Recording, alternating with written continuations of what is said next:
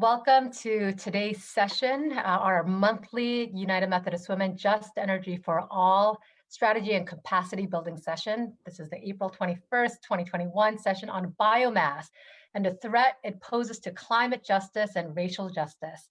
My name is Elizabeth Chaneli. I serve as the Executive for Economic and Environmental Justice at United Methodist Women. And I wanted to get a sense of who we are here. So would you be able to first fill out this poll for us? Are you a member of UMW? What is your jurisdiction? And have you participated in a previous Just Energy for All training or webinar? To share who you are as well in the chat box, your name, where you're calling from, whose land, Indigenous people's land you're on, any UMW affiliation and role, and your pronouns.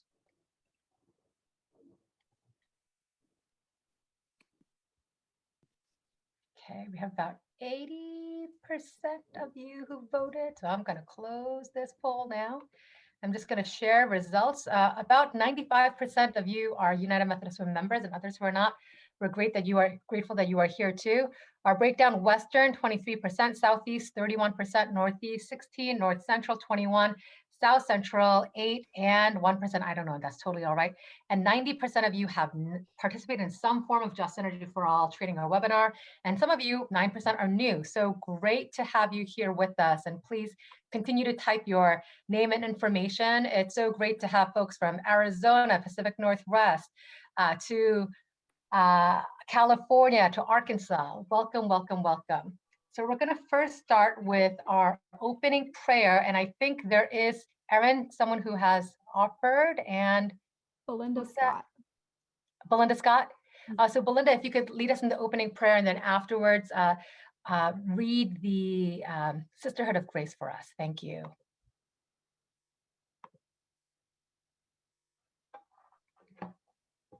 Spirit of God, you establish the dance of creation.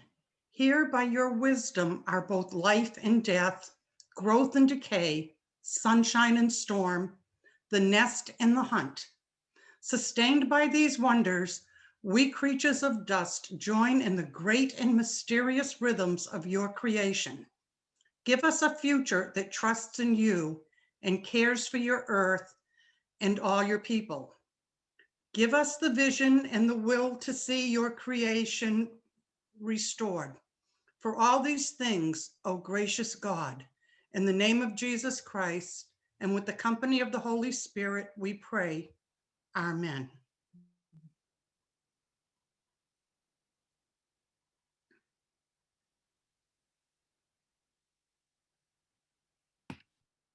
So Belinda, if you could read the Sisterhood of Grace. These are our United Methodist Women norms when we gather together. Okay, listen actively with head and heart. Speak from your own experience. Be aware of body language. Respect confidentiality. Own your intentions and your impact. Practice sustainability. Expect unfinished business, both discomfort and joy. Thank you so much, Belinda, for reading that prayer and also our norms. The prayer was from this year's Ecumenical Advocacy Days that is actually still taking place today with legislative advocacy that I know some of you have participated in, and UMW is a sponsor. So I was part of giving the guidance for our domestic and international ask, and we're meeting with senators and congressional offices even now. So you can find more information on that prayer through Ecumenical Advocacy Days. And as noted, today we are talking about biomass. And I wanted to do some initial framing for us. As United Methodist Women, our vision is turning faith, hope, love, and action on behalf of women, children, and youth around the world. Climate justice is one of our two issue priorities. Ending mass incarceration of communities of color is the other. And through our climate justice work, we focus on just energy for all. And as those of you who've been with us, our goal is to advance 100% renewable energy in the United States that's centered on equity and justice. And when we talk about this energy future, it can't be a continuation of perpetuation on harmful kind of practices on communities of color, indigenous communities, Black communities, low wealth communities. And as women of faith, we are called from the biblical narrative again and again to speak truth, not because it's easy to do, but because it is our call and the right thing to do. So when we think about biomass, we've had conversations before about the problems about biomass, but I am so excited that we have two leaders to really ground us and give deeper insights to us today. So first, you'll be hearing from Catherine T. Eglin. Ms. Kathy is a co-founder of ECHO and chairs the Environment and Climate Justice Committee for the NAACP. And she is actually the chairperson of the Environmental and Climate Justice Committee for the NAACP. And our committee is charged with the governance and oversight of NAACP's ECJ policies and publication. And for those of you who may not know, NAACP has been a consistent partner for UMW, an organization that we lean on for guidance as we want to center impacted communities. And we know a number of you are actually members of NAACP, so you take on your role as both women of faith and also a member of NAACP. Ms. Eglin is a resident of Gulfport, Mississippi, and she is a survivor of one of the worst climate disasters in American history, which is Hurricane Katrina in 2005, as well as the environmentally disastrous BP Deepwater Horizon Gulf oil spill in 2010, which contaminated the Mississippi Gulf Coast waters located less than 1/4 mile of her home. In 2012, the NAACP's cold-blooded report listed a coal plant located less than 4 miles from her home as failing with a D- grade. And the cold-blooded report is a resource that we have been using as UMW as well. Kathy's local Gulfport branch, NAACP, joined forces with partner organizations, and they successfully led the efforts to shut down the plant's coal burning operations in 2005. So we're so grateful to have her. She has both national and international experience. She has represented the U.S. Climate Action Network, which UMW is a part of as well, at the global climate conferences in 26 countries on 5 continents. So we're so grateful that you are here with us, Kathy. And our next speaker will then be on Laura Haidt. And Laura is the U.S. Policy Director for the Partnership for Policy Integrity, PFPI, which is a Massachusetts-based nonprofit that promotes science-based policies to protect our forests, restore our climate, and advance clean energy solutions at the state, federal, and also international levels. Laura has more than 3 decades of experience in environmental advocacy, policy analysis, campaign coordination, and strategic communications. She lives and works out of her home in New York, Hudson Valley, so she's north of where I am. And for more information, we'll drop her link later on. So thank you again for both of you speaking. So I wanted to let you all know our process will be, we'll hear from Kathy first, then Laura, then we'll go into some time of Q&A. And as you have questions, please drop them in the chat box. What we'll do is try to collect them and lift those questions up. So thank you. And Catherine Eglin will start on wood pellets, a clear-cut environmental injustice. So thank you, Kathy. Thank you so much. And I wasn't sure exactly what level where everyone is with wood pellets. I know I've spoken to audiences before about it, and they said they had to Google it. And I just assumed that everybody was really familiar with wood pellets. So you can stop me, and I'm going to breeze through some of this because you may be aware of some. But I want to start off by saying that the manufacturing of wood pellets is a clear-cut case of environmental injustice, and I'm going to tell you the downright ugly truth about its harmful and racist impacts in the southeastern United States. And I'm going to explain how the race against time and the admirable intent to achieve the mandate of 1.5 have resulted in dishonorable, despicable, and racial transgressions that we must not ignore. And I thank you so much for listening with open minds and open hearts. And I hope that you are motivated to reject this false, misleading claim, climate solution that ultimately amounts to putting profit over people. And I ask that you are motivated to reject the notion that wood pellets energy is a viable, safer alternative to fossil fuel, and understand that in fact, it's an extremely harmful, toxic process that not only destroys our invaluable forests, but further imperils vulnerable communities. We must be about a just transition, not just a transition. And I always tell people, because a lot of times these companies are coming to the Southeast US mostly, or places where there's economic desperation. And they come and play on that desperation about a living wage. And I have a mantra about, what good is a living wage? A living wage shouldn't have to kill or make people ill. And that is exactly what you have in the manufacturing process of wood pellets. And it's a very toxic process from beginning to end, from the cutting. And this is just a bit of an overview. And I'm pretty sure that we're all aware of the good that we have with trees. I kind of like this slide because it tells you the value of trees, of what a tree is worth. And when I was talking with someone from the administration, from the Department of Agriculture, they were talking about Black farmers. As of course we know that our Secretary of Agriculture supports wood pellets.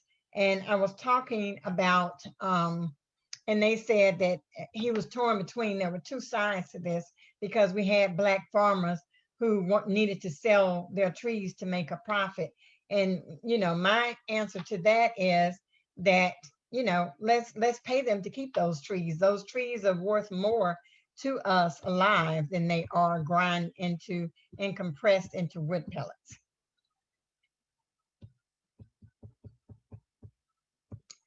And to get into some of the bad, because we know the good about trees, and to get into some of the bad about wood pellets, as soon as these trees are cut, all of the years of stored CO2 is released into the atmosphere.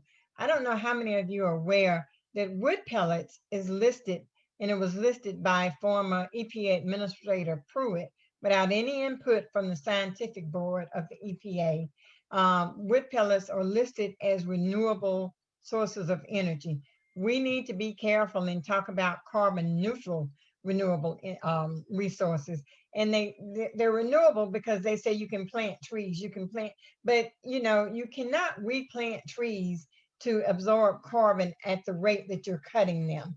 And and another thing about this is that, unfortunately, and I'll put this in, with the UN, you have, and I don't know how many of you are familiar with the Paris Climate Agreement and Article 6 as it relates to what they call double counting of carbon. And there are rules against double counting. However, the carbon that is, when the trees are cut, and they release the carbon into the atmosphere, and these products are shipped across the ocean and being burned for energy. So the carbon is not accounted for that's released on this side of the pond, neither is it accounted for on the other side of the pond where it's burned.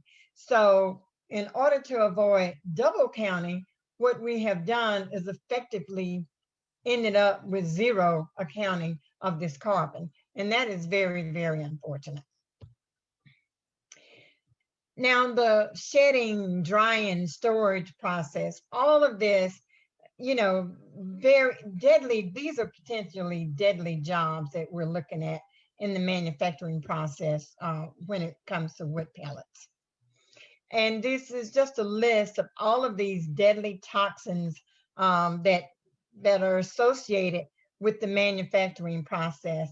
And what's very unfortunate, and I'll talk about it a little later, is that most of the manufacturing is in communities of color. Most of these plants are located in communities, low income and or communities of color.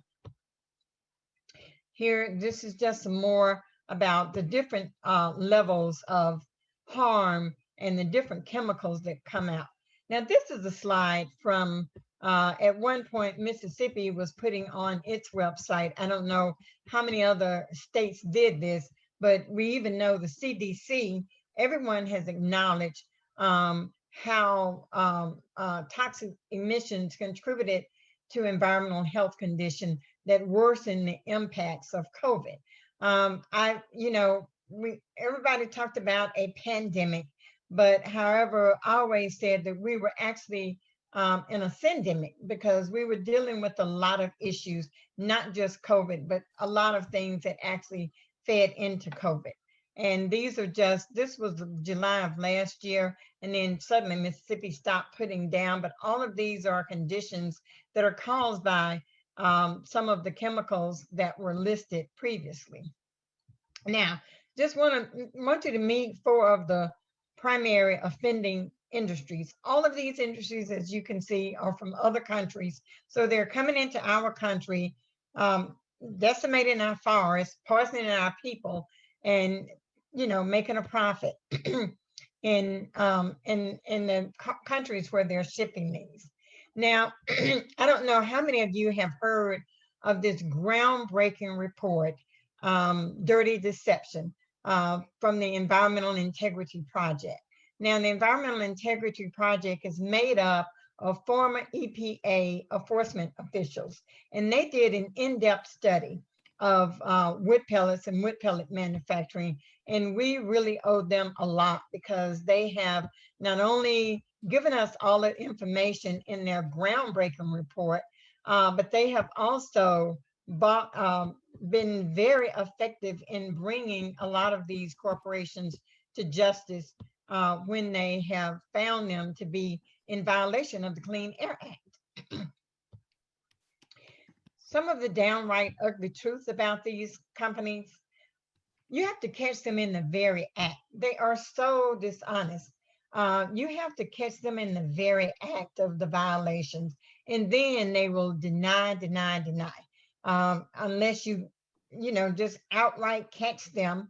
Because what happens, they actually target states who have lax environmental standards. I know my state of Mississippi, we're so economically desperate that our regulatory agency, Mississippi Department of Environmental Quality, will approve just about anything, regardless of environmental impact.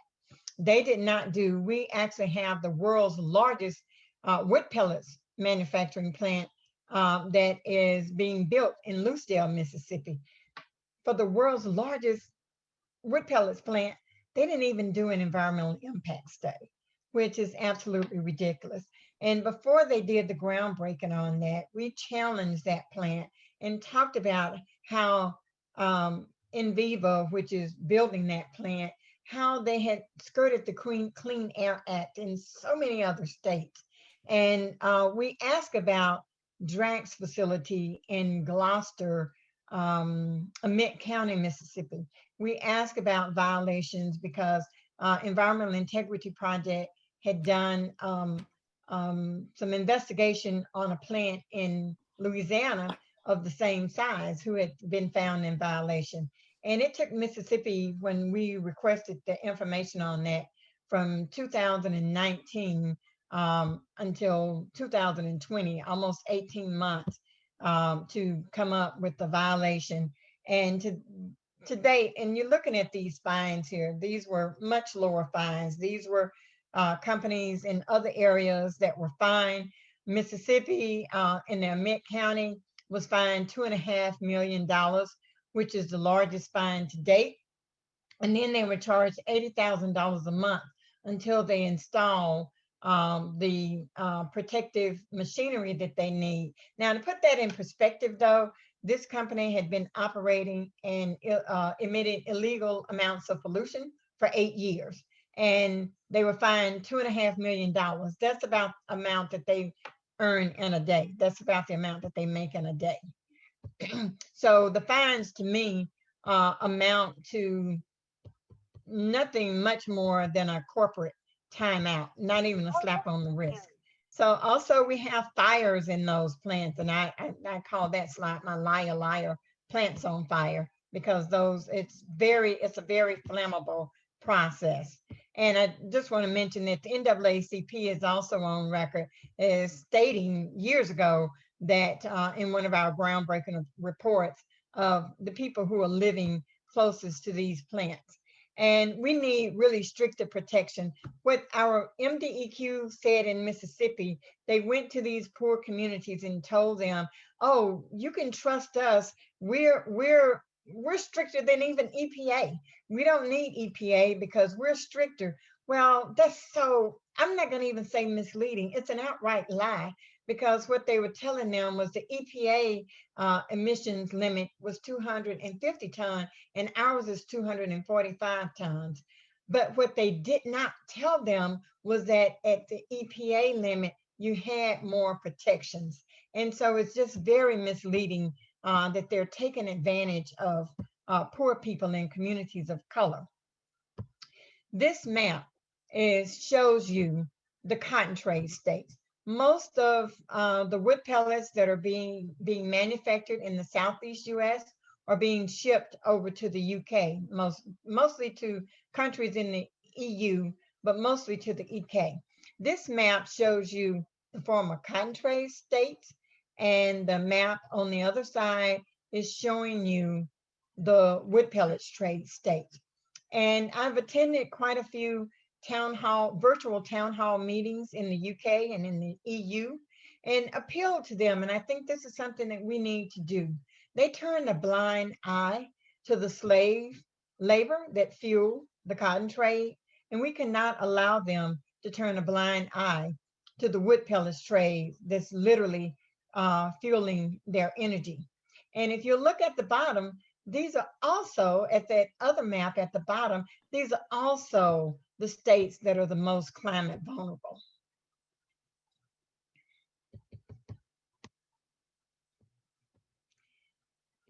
And this map, you can see again, saying you're looking at the map with the highest percentage of African American population, and with the map on the right, comparing that with the map of the wood pellets trade states.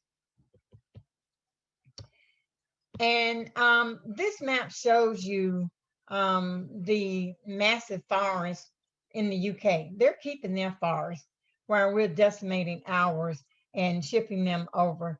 And, to me, I think this is criminal. It's certainly a human rights violation. And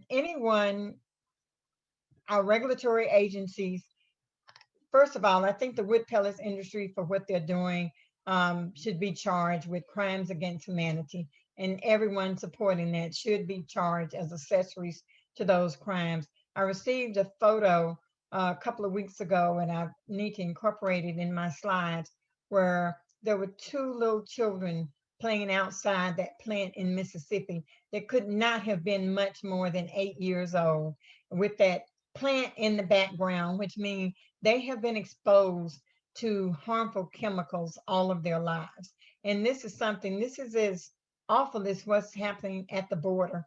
And it's something that we should not ignore. And I thank you for listening.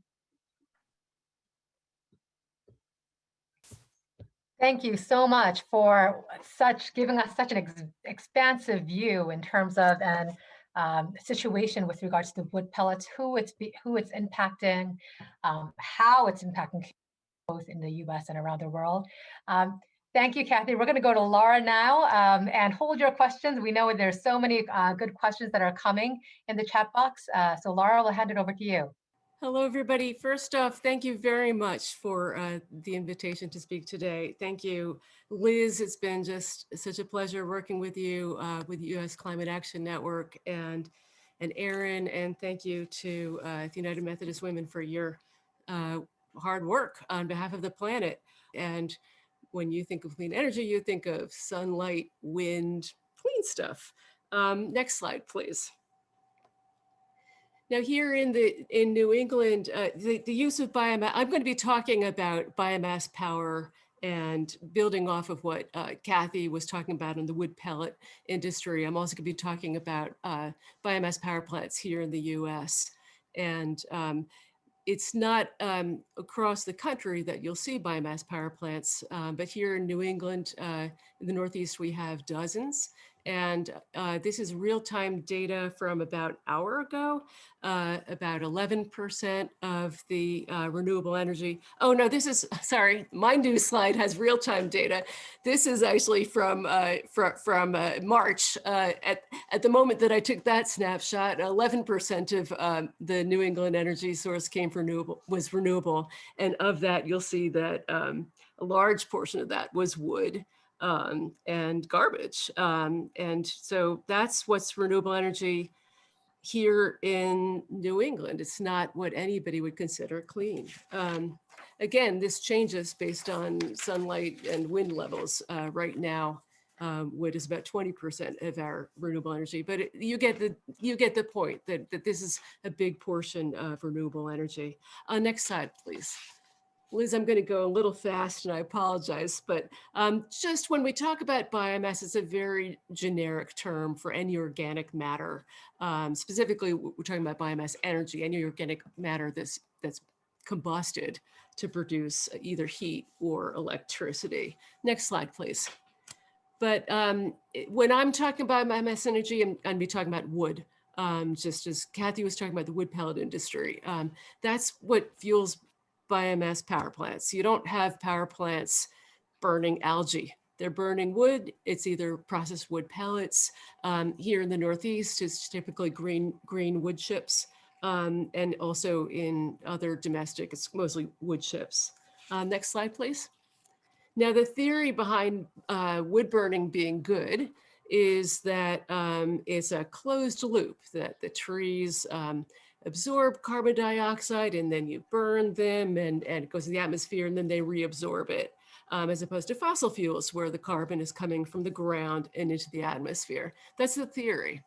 In reality, next slide, please. It's just not a one-to-one ratio. You don't absorb the amount of carbon dioxide in a minute that it took to burn that tree. I mean, it will take sometimes decades to over a century for that carbon dioxide to be later recovered by new growth. So you have a compounding scenario. I mean, the top is what we would love to see is all wind and solar, stop the burning and let the trees grow. Middle is fossil fuels. You're adding carbon dioxide, but you're still letting the trees grow. The biomass scenario, which somehow got very large here, ends up, being a double whammy in that you're both adding carbon dioxide into the atmosphere and you're reducing the trees to absorb it. So it's kind of a myth, this whole idea that burning trees is good for the atmosphere. In fact, burning wood for power emits more carbon dioxide per megawatt hour than any fossil fuel, including coal plants. It's 50% more carbon dioxide per unit of energy than coal plants. And yet it's being subsidized here in the US, across the European Union as carbon neutral, as a climate solution, as renewable energy, as zero carbon. And they're just ignoring, and Kathy explained some of the problems, they're just ignoring the carbon emissions. And that's a real problem because without the subsidies, this industry wouldn't exist. Next slide, please. So here in Massachusetts, in 2010, there's a groundbreaking study called the Biomass study, which first determined this, that when you're burning whole trees, that's going to take, over 90 years for new trees to replace the excess emissions compared to burning gas. Not that we want to be burning gas, that's not a solution either. And even if you're just doing residues, it's still decades. So next slide, please. What Kathy was talking about in the Southeast, you see terrible clear cutting for wood pellets. We also see that to a certain degree in the Northeast. And what you're seeing here is a 25-acre clear cut in Maine that would, fuel a biomass power plant for less than a day. And after 10 years, you can see that regrowth is not that much. Next slide, please. Again, in Massachusetts, they claim they probably have, in many cases, more sustainable forestry processes than the Southeast. But even in your best case scenario, where selectively tree cutting, you have forest disturbance. Next slide, please. And then you have the big biomass power plants, again, that are burning a lot of wood. This one is permitted to burn about 1 million tons of logs per year, 113 tons of logs per hour, whole logs. Next slide, please.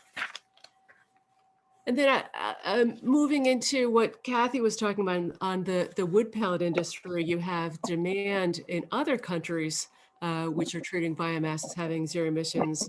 It's really driving in the moving to where what Kathy was talking about the wood pellet production in the Southeast.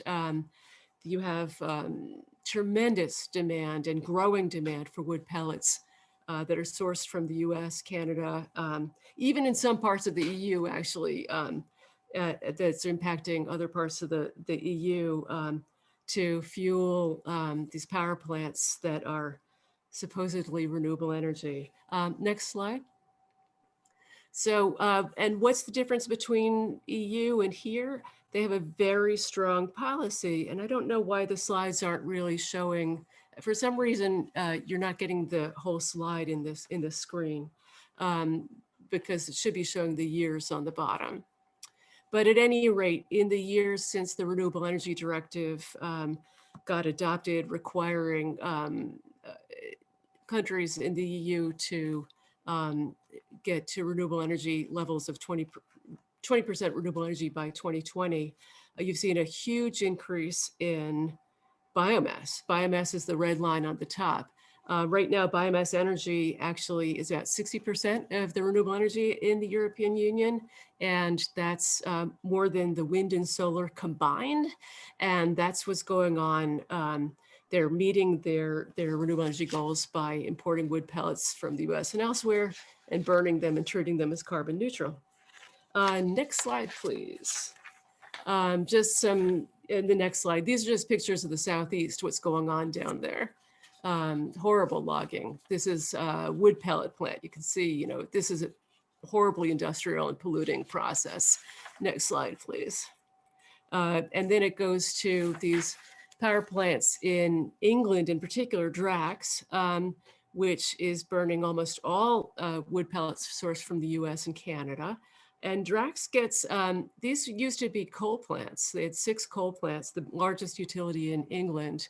And they're getting $2 million a day in renewable energy subsidies to burn wood pellets instead of coal, even though wood pellets are actually more polluting than coal.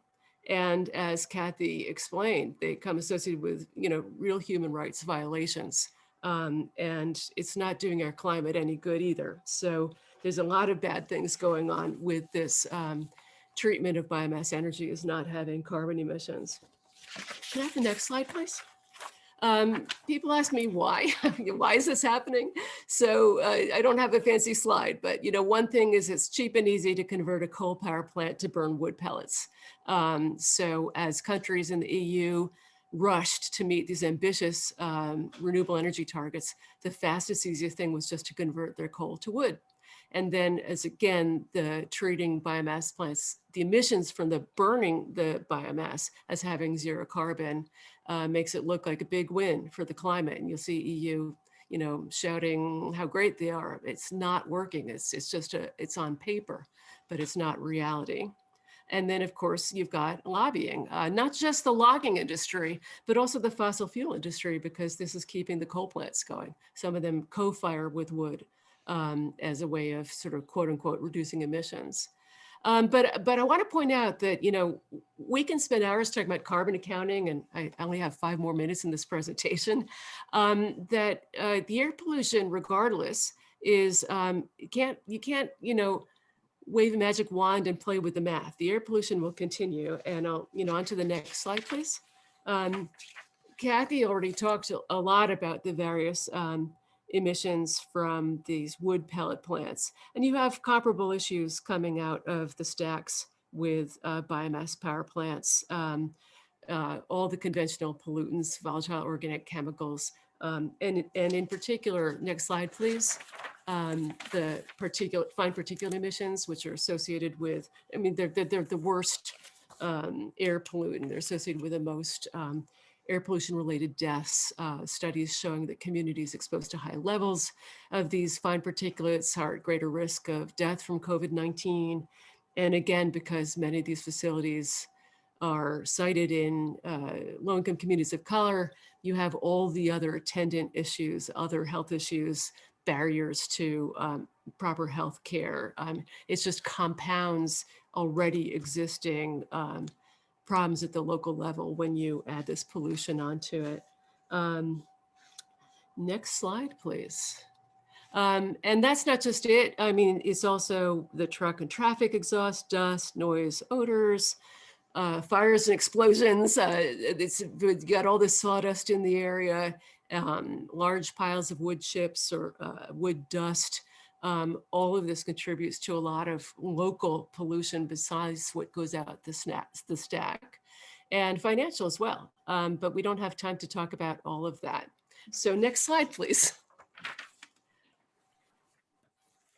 In the US, here's a map of overlay of port facilities, biomass power plants, and wood pellet production facilities in the US, overlay with environmental justice communities. And you can see the Southeast has it all. They have all three of those, and they're virtually all in environmental justice communities. The biomass power plants are often more the Northeast and the Northwest logging states, and generally more white, but not always. And I wanted to talk about one story, and then I'll wrap up. So on the next slide, please. Next slide.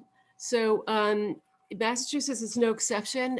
We too have been fighting a very large environmental justice battle where for over a dozen years, the community of Springfield has been fighting a proposed biomass power plant that would be built in an EJ community that, if you hit the next slide, please.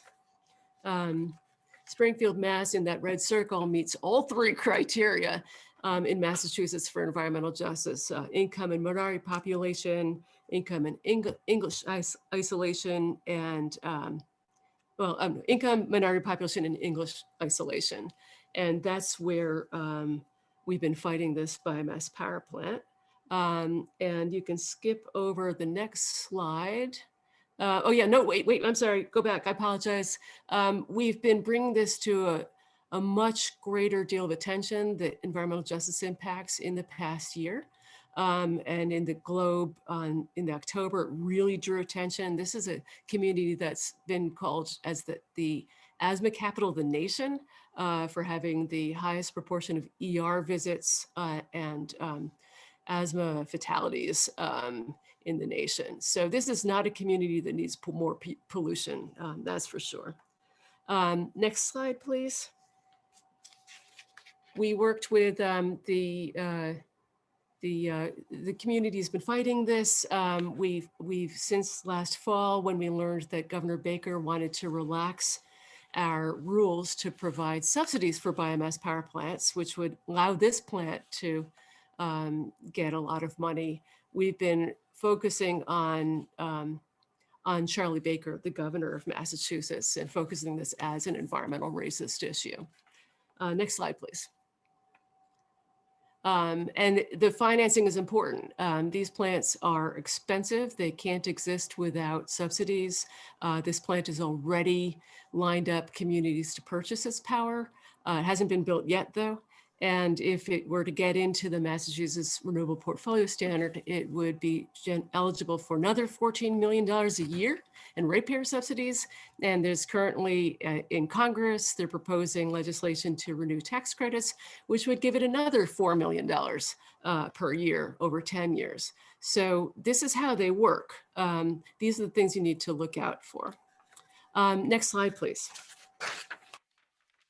So as I said, we stepped up the action and we launched a statewide campaign. There's been so much concern about this. I think in the past year, the awareness of environmental justice issues has risen in the wake of the George Floyd murder, in the wake of COVID-19, in the wake of more awareness, not that we shouldn't have been aware all along, there's nothing new about the disproportionate impacts of pollution on environmental justice communities, but we've stepped it up a lot in Massachusetts, and I have some good news to report. Next slide. 2 weeks ago, the Governor Baker's administration revoked the permit for the Springfield biomass power plant, citing the health impacts and the environmental justice impacts, even citing COVID as their reasons. I mean, they did it on a technicality, but those were their reasons. And then just on Friday, they've revised their rules so that specifically environmental justice, biomass power plants that would be located in or within 5 miles of an environmental justice community would no longer be able to qualify for renewable subsidies.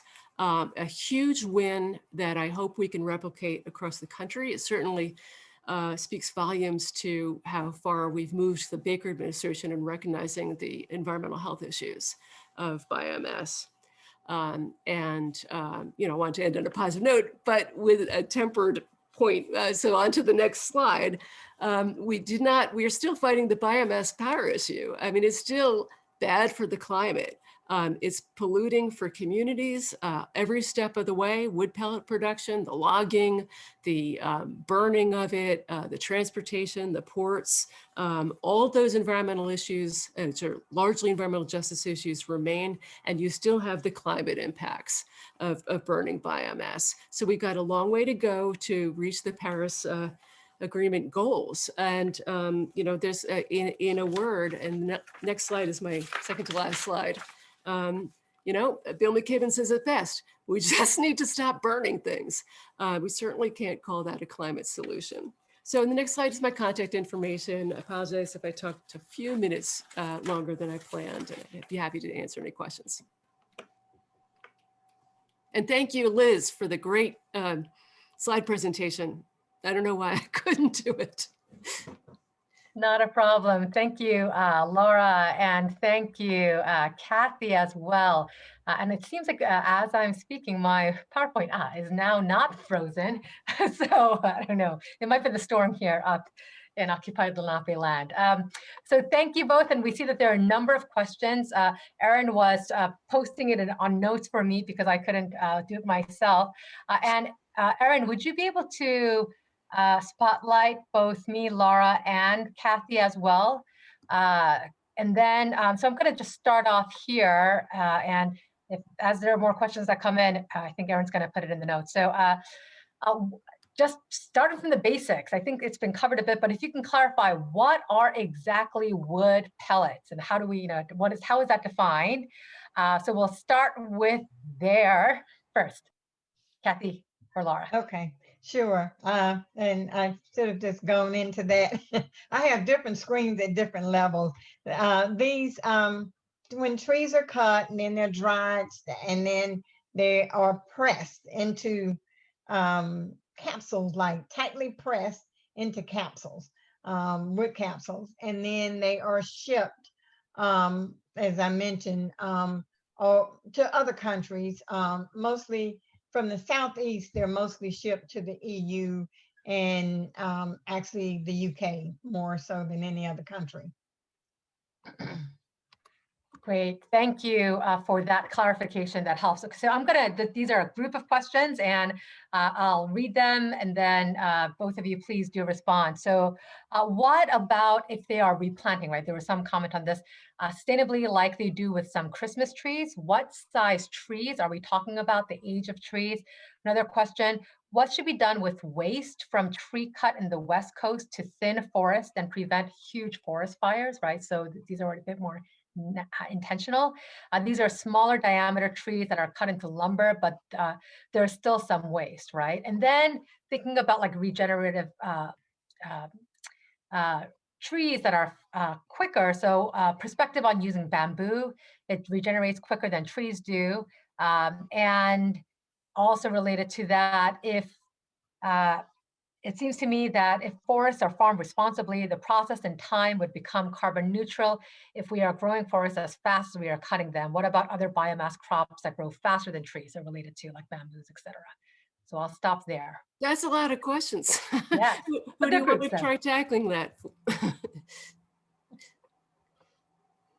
Should you want me to start, Kathy? Yes.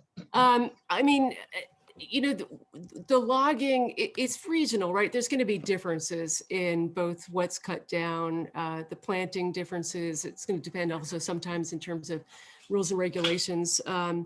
But in general, you know, one of the problems we're seeing in the Southeast, Kathy could speak to this, is that uh, you know, there is a lumber industry. I mean, it's the wood basket of the nation. And what a logger will do when they walk into a forest is they'll see sawwood and everything else. And everything else is considered low value. If it can't be, it's not straight, and you can't cut it, then that's low value.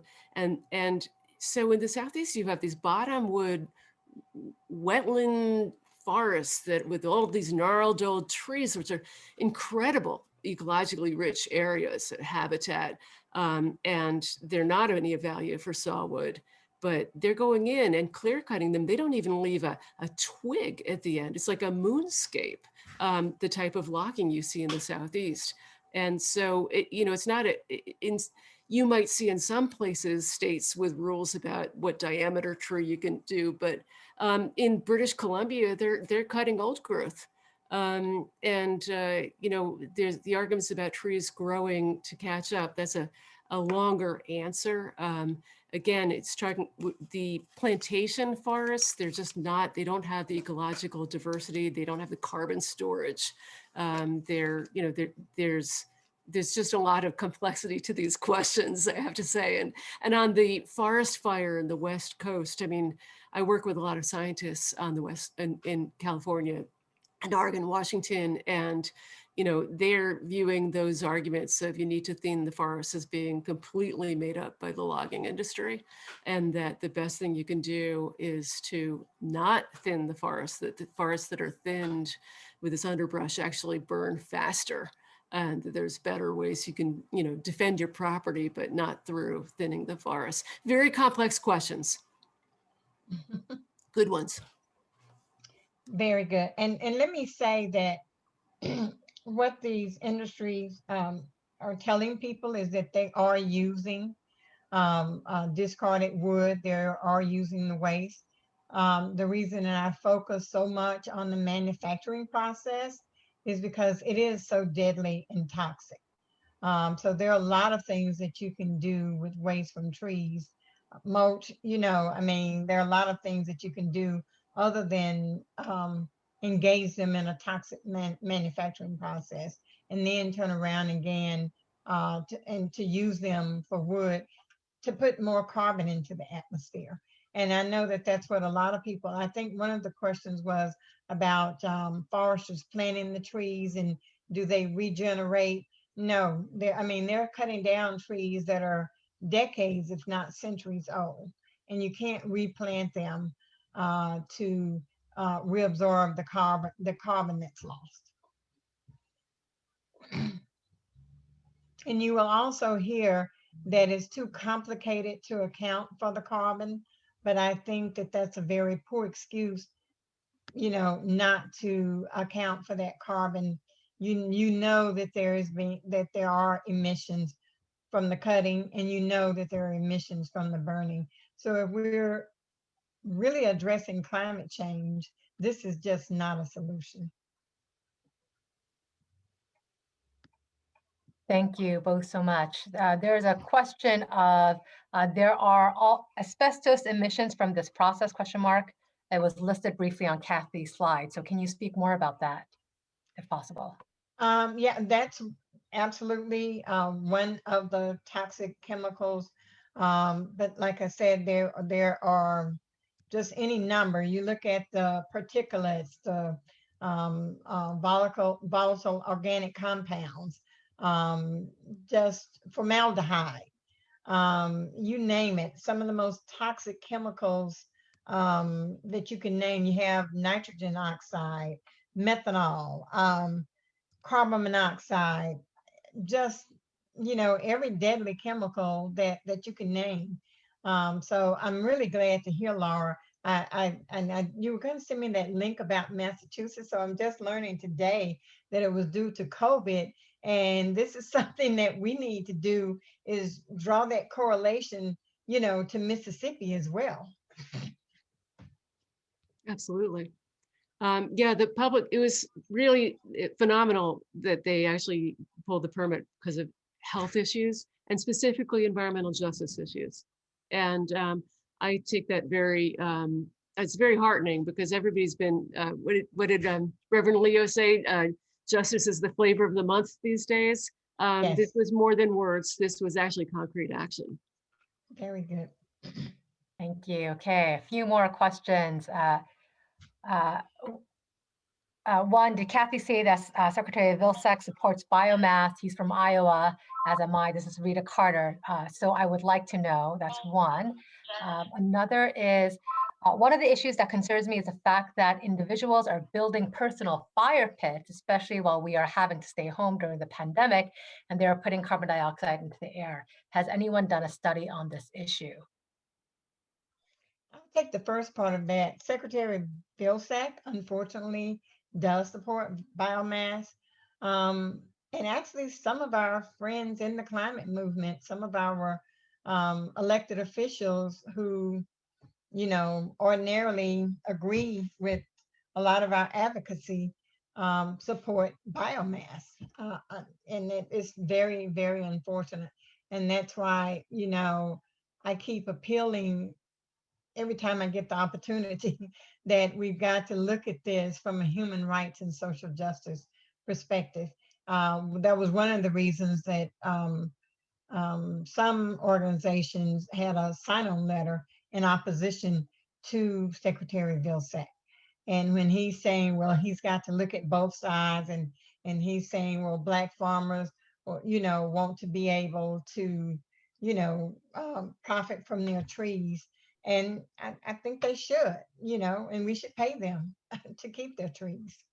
We are offering incentives to other foreign and almost all of these wood pellets industries, the overwhelming majority are foreign industries. And so I think we could keep our money right here in the US and pay the farmers to keep their trees rather than giving incentives, paying incentives for foreign industries to cut them down.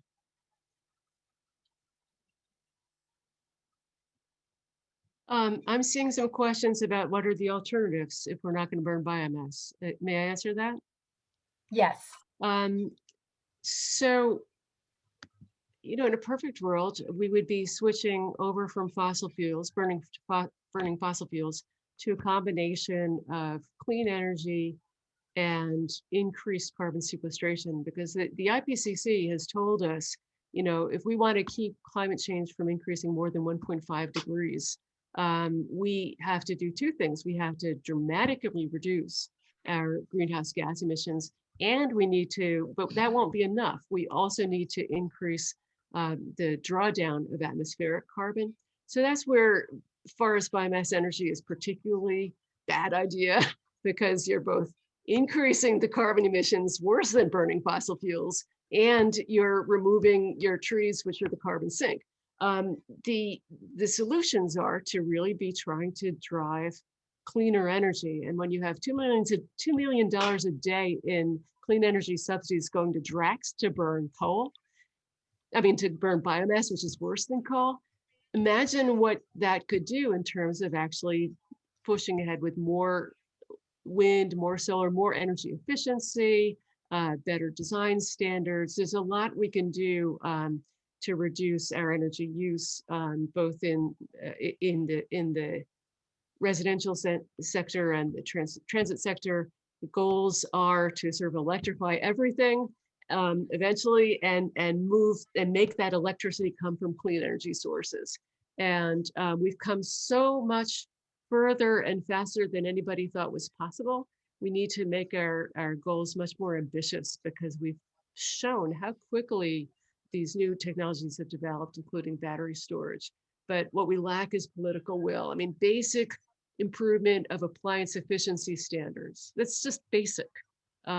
There's been resistance, certainly in the last administration, to advancing. So there's just a lot of ways, but it's not about like subset one, burning fossil fuels with burning biomass. Okay, well, if we don't burn woody biomass, let's burn, something like switchgrass may well have fewer overall, in terms of the climate impacts will be a lot less impactful, but we're not really seeing that those are very large sources of energy. So let's stop burning things and try to promote as much as we can non-combustion renewable energy. And I think we can stop investing in false solutions. We're spending a lot of money, and I don't think we should be stuck into thinking that this is, a better alternative. If we're going to invest in something, it needs to be something better. This is not only not better, but actually worse than coal. And that's why when people say you want just a transition, or do we want a just transition, we're saying that we don't want any double counting, but we don't mind double jeopardizing the people who have already been disproportionately adversely impacted by fossil fuel. And then now we're going to turn around and re-victimize that same population by the use of wood pellets or biomass. Thank you so much on that. And just to build on all that has been said, that is part of the reason why UMW has been really advocating for 100% renewable energy, right? So that it has to be renewable, it has to be clean, it has to be just, and carbon neutral. Yes, and it needs to move towards centering communities that have been most impacted. And so we're not only talking about just pure policy and science reduction, but human impact as well, right? And societal impact. Some other additional questions. Can't scrubbers be placed on these facilities like they do here in California to remove toxins? Well, okay, that's been the subject of a lot of lawsuits in the Southeast, where the Environmental Integrity Project has been very helpful, because there are a lot of Clean Air Act violations being performed, happening at a lot of these wood pellet plants. But let me go back to the Springfield plant. That actually had a very, very, very tight air permit. Because we had worked on it. My organization was founded actually basically in that fight back in 2008, 2009, when the Springfield biomass plant was first proposed. So my boss, who's a PhD ecologist, spent, a lot of time duking it out with the Department of Environmental Protection on what those standards would be. I think it'd be fair to say that the air permit for the Springfield biomass plant would probably be the most protective in the nation.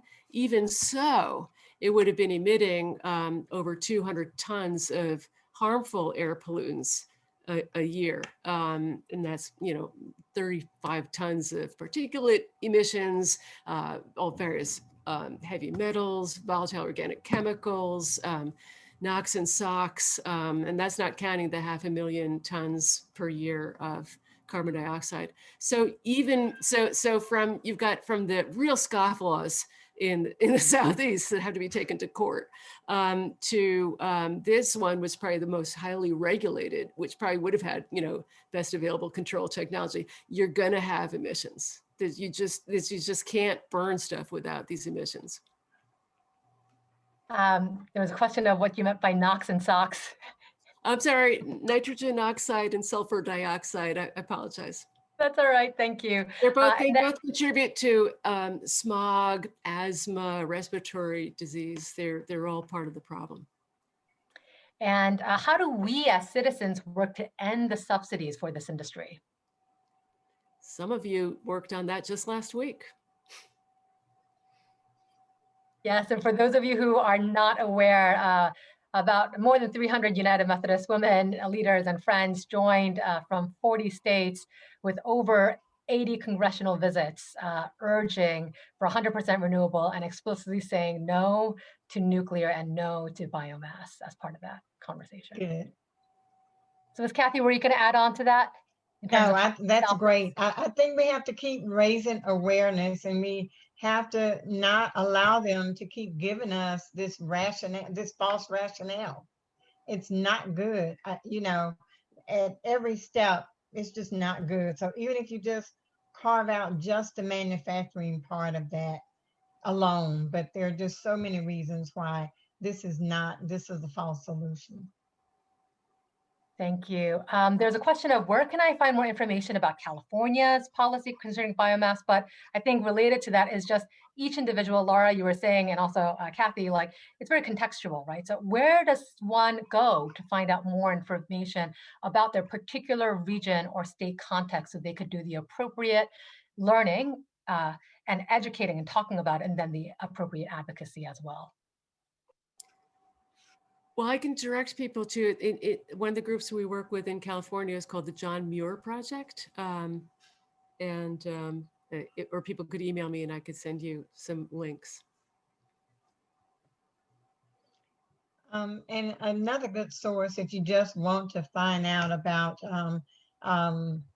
the process and how toxic it is, how they are violating the Clean Air Act. I mentioned the Dirty Deception report from the Environmental Integrity Project. You can Google and find that Dirty Deception, how the biomass industry is skirting the Clean Air Act.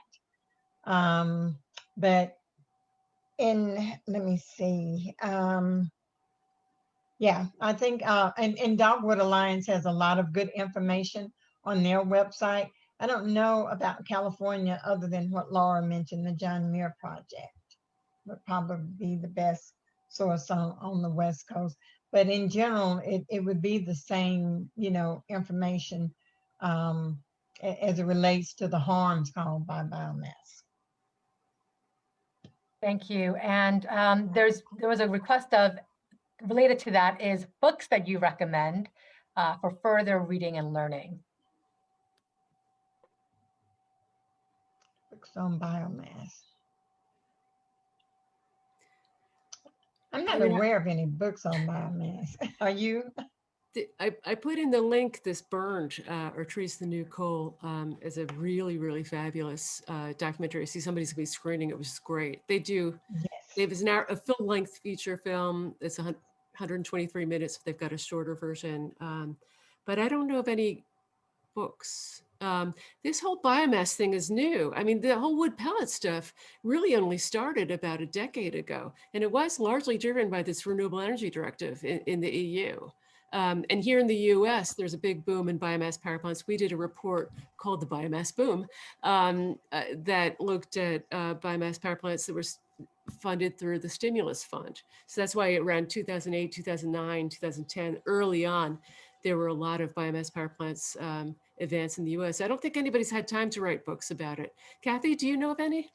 I don't know of any books, but I think the Burn documentary, there's a 30-minute version, there's a 70-minute so version, and then there's an hour and a half. So that would be your very best source. You can view the 30-minute version online, Burn, the documentary, but it doesn't have the human rights components to the 30-minute version. But you can get that through Dogwood Alliance, I believe. I think that the filmmakers would be more than happy to have a screening of Burned. That's right. Thank You can you. even go right to the Burned website. Just Google Yes. Burned or Trees the New Coal, or Burned the Thanks. movie, I think it's. Thank you. That's really helpful. And maybe we will do a screening with UMW National, and that might be something for UMW conferences and districts and units to consider as well in terms of their education.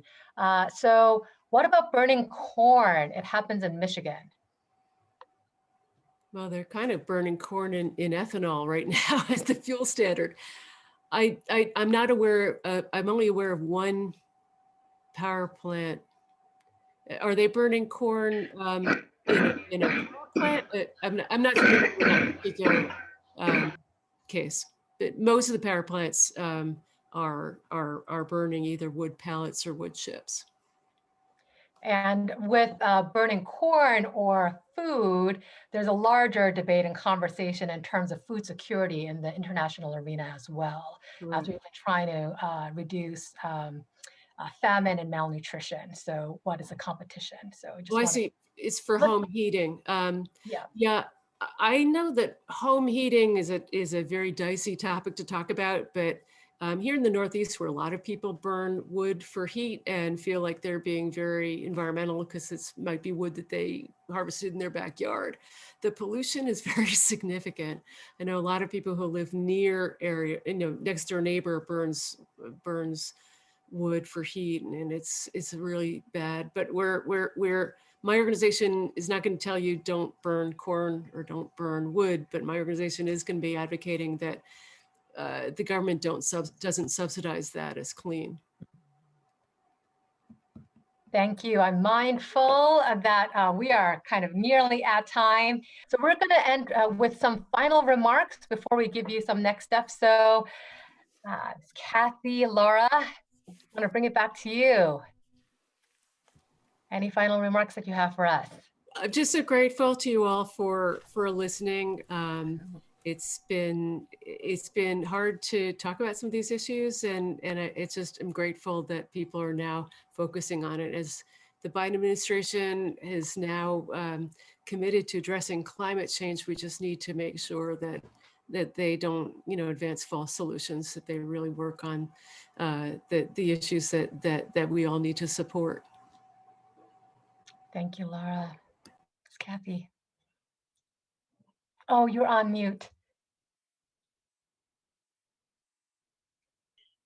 Thanks, Liz, and thank you so much for inviting me. I didn't know, in the breakout room, I heard some of the ladies saying that they didn't know anything about it. All of this was brand new. So, thank you. I told them maybe I should have gone with the basic program that showed you a picture of what wood pellets look like, but I didn't want to start, too basic. But apparently, Laura, we can't assume a lot. And I do want to say that even if you're not living in the Southeast, this is an issue of concern if you are a climate advocate or activist, because we do need to let our Congress, our elected official in the Biden administration, know to reject this false solution.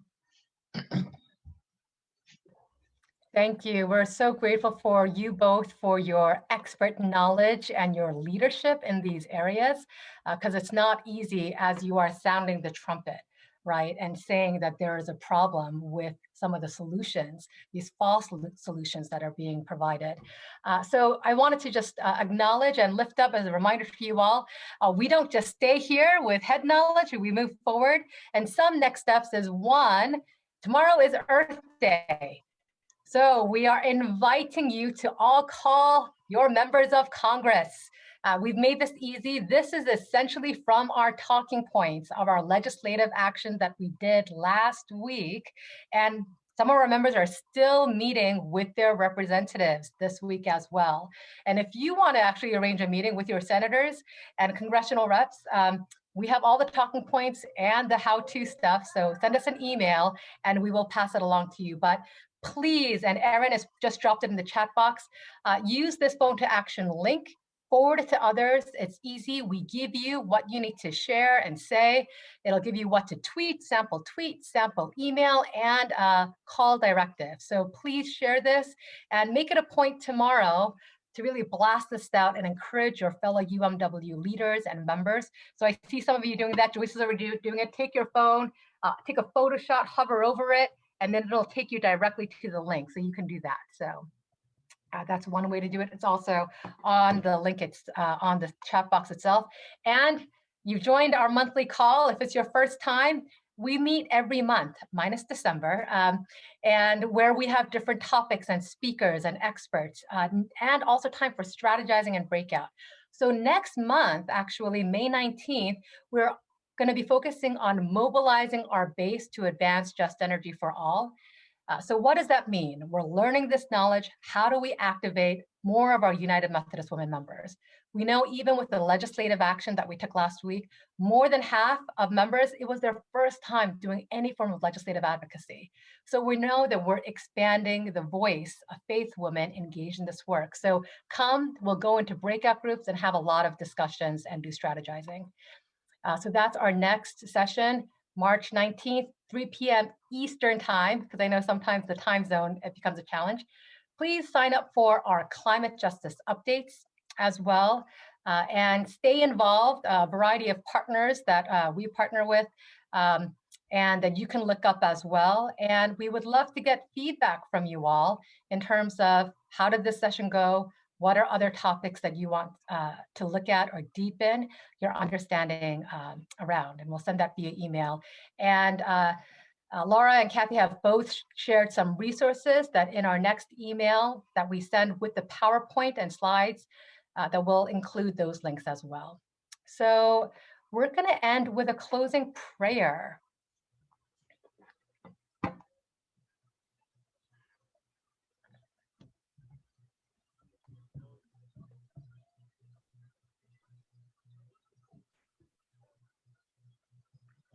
And